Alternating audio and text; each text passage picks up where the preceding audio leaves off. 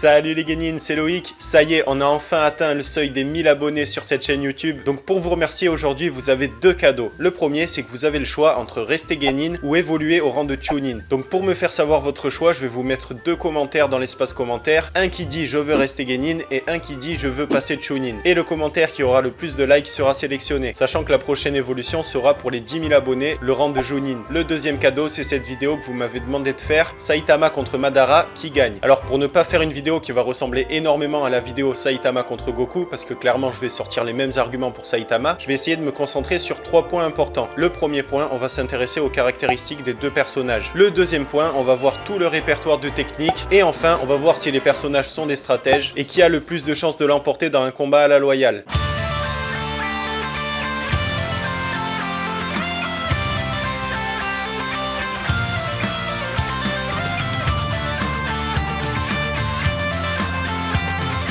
Et on commence avec les caractéristiques de Saitama. Comme vous le savez, jusqu'à preuve du contraire, on va supposer qu'il a une force et une résistance infinie. Et sa vitesse maximale est au moins égale à la vitesse de la lumière, parce que je vous le rappelle, il a réussi à revenir de la Lune sur la Terre en seulement 1 ou 2 secondes. Par contre, son répertoire de techniques est très limité, et niveau stratégie, c'est pas mieux. Il se laisse frapper et il va riposter uniquement quand il en a envie. Maintenant, on passe à Madara, et contrairement à Saitama, il a une force, une résistance et une vitesse qui sont très limitées. Par contre, son répertoire de techniques est beaucoup plus diversifié que Saitama, et notamment grâce à son Sharingan. Il peut faire appel au Susanoo, au Genjutsu, et dans le meilleur des cas, il peut même faire appel aux arcanes lunaires infinis. Et c'est pareil au niveau de la stratégie. Madara, c'est un pur stratège de guerre, et on le voit quand il combat contre Hashirama. Il arrive à simuler sa mort, à voler des cellules du premier Hokage, et à utiliser l'Izanagi pour revenir à la vie. On le voit aussi quand il affronte l'Alliance Ninja. Il va utiliser l'Edo Tensei à bon escient pour pouvoir se régénérer et tuer tous ses adversaires. Donc on peut lui reconnaître que niveau technique et stratégie, il est super fort. Donc maintenant, on va voir concrètement quelle solution il a pour pouvoir vaincre Saitama. Donc on va s'intéresser à Madara contre Saitama sous la forme de Jinchuriki et sous la forme de l'Edo Tensei. A mon avis, il a plus de chances de battre Saitama sous la forme de l'Edo Tensei, parce qu'il va pouvoir se régénérer de toutes les attaques qu'il va subir. Et comme Saitama peut te tuer en un coup, cette technique est quand même très pratique. Donc pas le choix, s'il veut pouvoir tuer Saitama, il doit renoncer à sa forme la plus puissante et se contenter de la forme de l'Edo Tensei. Par contre, comme on l'a vu, si tu possèdes le chakra du Rikudo, tu as la capacité d'annuler les techniques, et c'est pour ça que Minato a perdu ses bras et qu'il n'a pas pu les régénérer. Donc si Saitama arrive à donner un coup assez puissant qui arrive à annuler la technique même de l'Edo Tensei, il peut gagner. Mais on va supposer qu'il en est pas capable, sinon c'est trop facile. Donc ce qui va se passer logiquement, c'est que Madara va utiliser tout son répertoire de techniques contre Saitama, le Susanoo, les météorites qui tombent du ciel, la forêt empoisonnée, et il va se rendre compte qu'aucune de ces techniques n'est efficace. Donc quand il va être poussé au dos du mur, il n'aura plus qu'une seule solution, utiliser son Sharingan contre Saitama. Alors est-ce que le Genjutsu fonctionnerait contre Saitama? Il y en a qui vont te dire que Saitama n'a pas de chakra, donc ça marche pas contre lui. Moi je suis d'avis que ça peut marcher pour deux raisons principales. Selon la définition de Naruto, on a tous du chakra en nous, même si on n'y a pas accès. Et clairement c'est le cas de Saitama, il n'a pas accès à son chakra, il peut pas faire de technique, mais ça veut pas dire pour autant qu'il en a pas du tout. La deuxième raison qui me fait penser que ça peut marcher, c'est que Saitama peut rêver, donc à mon avis le Genjutsu peut marcher. Mais pour pouvoir tuer Saitama, il faut réunir 3 conditions. De 1, il faut que le Genjutsu marche, donc il faut que Saitama croise son regard. De 2, il faut qu'il dure assez longtemps pour pouvoir tuer Saitama d'une manière ou d'une autre. Et de 3, il faudrait savoir combien de temps Saitama peut passer sans respirer, parce que clairement, même sous Genjutsu, tu ne peux pas le tuer par une attaque physique. Donc qu'est-ce que ferait Madara une fois qu'il serait piégé de son Genjutsu? De 1, il pourrait le noyer, de 2, il pourrait l'envoyer dans l'espace. Mais comme sa force est quand même très limitée, j'ai du mal à croire qu'il arrive à l'envoyer dans l'espace. Donc il nous reste qu'une seule solution, le noyer. Donc pour ça, il faudrait une grande technique Suiton, mais le problème c'est qu'on ne sait pas, de 1, combien de temps le Genjutsu va durer, et de 2, combien de temps Saitama pourrait tenir en apnée avant de mourir. Mais comme c'est pas un être humain ordinaire, on suppose qu'il pourrait tenir de longues minutes, voire des heures, donc c'est très compliqué à mettre en place. Ce qui nous amène à la dernière chance de Madara, faire appel aux arcanes lunaires infinis. Le problème, c'est que pour faire appel à cette technique, Madara doit avoir accès à sa forme de Jinchuriki, et comme on l'a dit, s'il est sous cette forme, il peut pas résister au coup de Saitama. Donc sa seule solution, ce serait de claquer dès le début du combat le Genjutsu pour plonger Saitama dans le sommeil, et pendant qu'il est HS, tu lances les arcanes lunaires infinis. Mais comme tu connais Madara, ça m'étonnerait qu'il fasse ça. Il est du genre à s'amuser avec son adversaire. Mais malgré tout, comme on l'a vu, il a une petite chance de gagner contre Saitama, et même s'il faut énormément de conditions pour que ça marche, on peut lui reconnaître que c'est un exploit immense, que très peu de personnes seraient capables d'accomplir.